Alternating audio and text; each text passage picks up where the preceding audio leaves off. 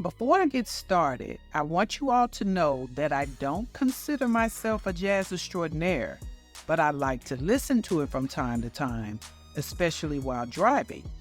Some of these songs that I'm about to review, I heard before over the years, but didn't know who they belonged to. Byrd was an educator and innovator in the music world, not just jazz. He opened the door for other musicians and gave a few of them a gift of a lifetime. It's a couple of things that I found to be interesting about his career. In his most innovative years, while at the top, Byrd seemed to move away from what he helped create, and I wondered why, and what was the greatest advice that he could have given Herbie Hancock. Byrd recorded a lot of albums. It would have to be parts 2 and 3 for me to go through them all. So I chose to focus on what I felt was his most innovative years.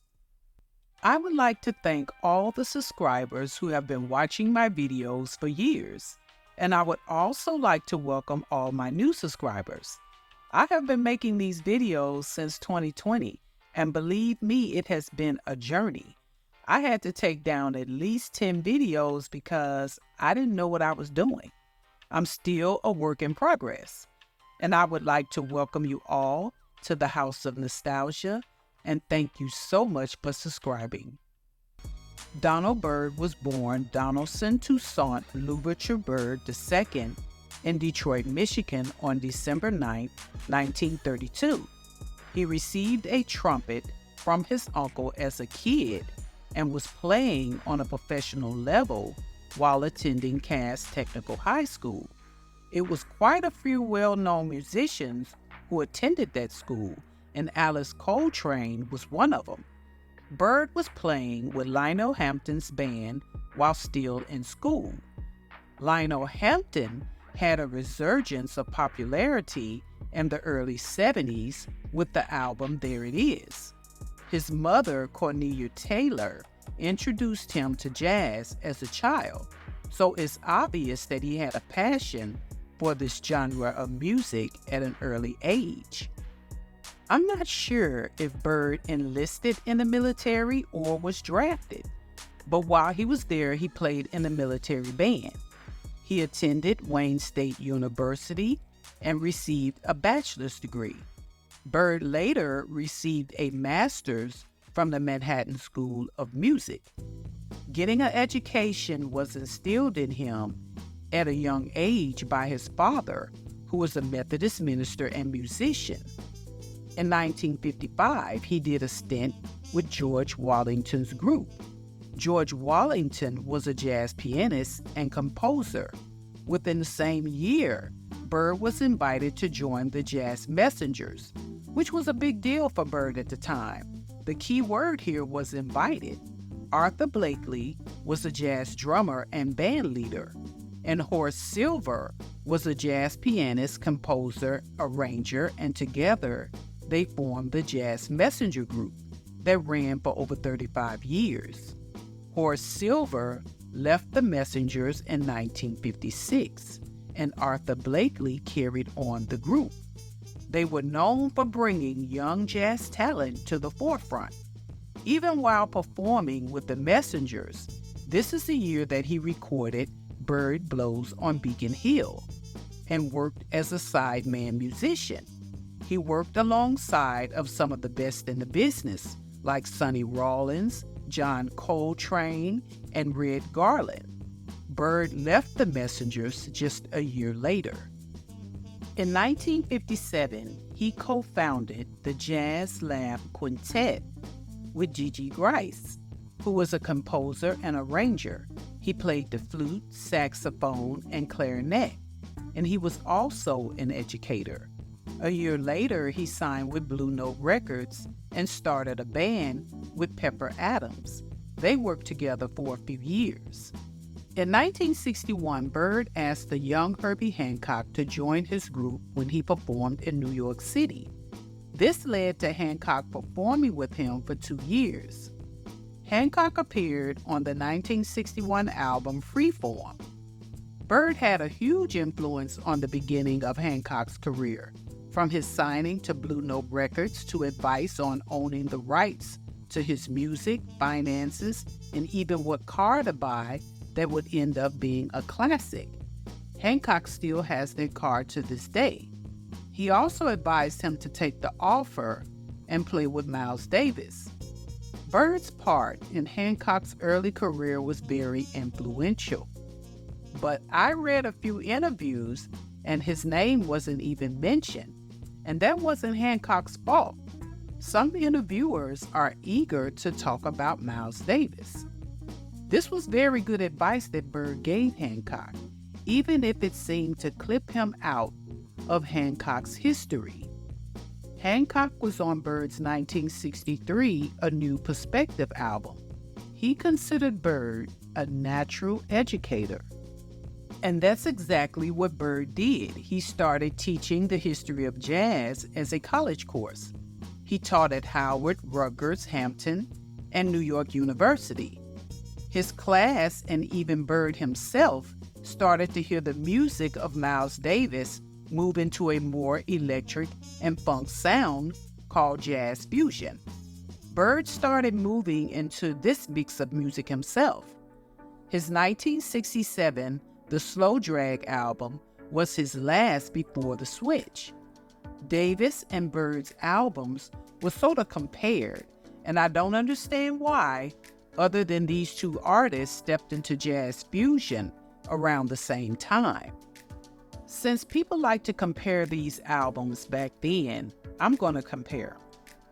Now let's start with Davis' Bitches Brew. And I'm going to be honest, I found this album to be hard for me to listen to. I heard talk of this album before. I read that it won a Grammy, but I feel that it was more for jazz lovers who can explain what is going on, but it sounds like what they said it was, an improv album. Snapping his fingers close to the 3-minute mark on Bitches Brew, I guess that was his way of giving the band a signal. It wasn't for my ears. Now, I happen to like Electric Byrd a lot more. It had structure and just seemed to be more pulled together. It made more sense to me and was easy on my ears. To me, it seems like if you are listening to jazz in the 60s and trying to change over with your favorite jazz artists, this for me would be a better fit. Jazz fusion was not new.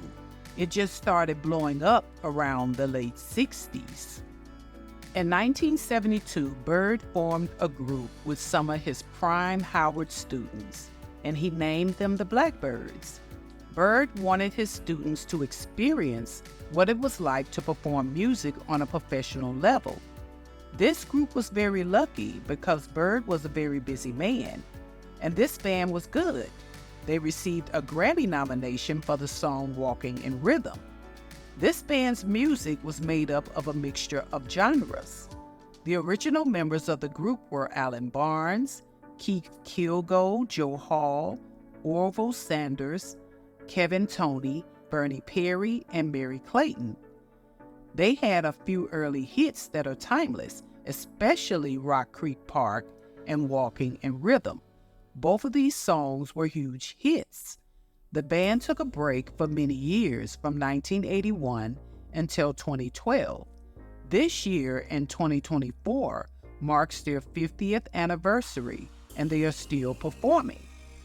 Before I jump to a couple of my favorite albums, I want to go back to 1972 when Byrd started working with the Moselle brothers. They were producers and writers. Their first collaboration together was the 1972 Blackbyrd album, which ended up becoming the biggest selling album for Blue Note Records. This album was not liked by critics at all. I listened to the album twice. That's just how much I enjoyed it. If I had to pick a favorite on the album, it would be Sky High and Where Are We Going? I couldn't pick one favorite. I feel that the 70s was Byrd's greatest era. He started in 1957, and not only was he able to adapt to the change in jazz music, he mastered it. He took it further to to the point where early on he was criticized for it. The 1974 Street Lady album was said to remind you of a soundtrack to a blaxploitation movie. I can hear that with a few songs, but certainly not the whole album. Blaxploitation movies were in full swing around 1974, and I think that's what he was aiming for with the cover art. I'm listening to Witch Hunt right now, and it is one of my favorites on the album along with Miss Kane. But I like the whole album. I heard songs off this album over the years but didn't know it was Byrd. I remember staring at this album cover in our home when I was a kid. Another classic was 1975 Places and Spaces. When I listened to this album, I realized he was ahead of his time. The first jazz album that I ever bought was Najee Theme. I bought it maybe 3 years after it came out. That's just how late I was to the party. The 90s is when I started paying attention to jazz. Just think, Byrd was criticized heavily for Blackbyrd. He ignored all of that and kept going, and helped change the game completely. Where do you go from here? Byrd parted ways with Blue Note Records and continued his education, graduating from law school and receiving his PhD. Dr. Donald Byrd. He returned to his other passion, which was teaching music. He signed to Elektra Records and continued to record. He also supported the jazz rap movement that was popular in the 90s. Byrd passed away on February the 4th, 2013 in Dover, Delaware at age 80. He was nominated for his groundbreaking 1972 Blackbyrd album. I find it very unfortunate that he didn't win.